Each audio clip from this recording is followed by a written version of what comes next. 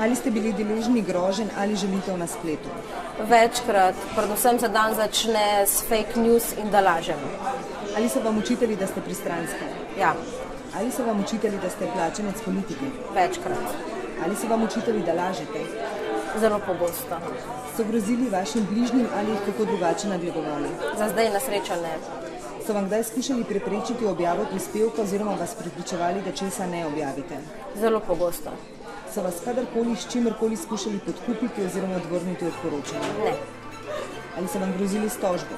Ja, Ali so vam kdaj izrekali kakršnekoli spolne opaske, pripombe zaradi spola, vas poniževali kot žensko? troli na Twitterju ne skoparijo s takšno retoriko. Se kdaj bojite zase ali za svojo družino, bližnje do te mere, da česa ne bi objavili ali celo nehali delovati kot novinarka? Do zdaj na srečo še ne. Bi vas kaj ustavilo, bi kaj naredili drugače? Nič.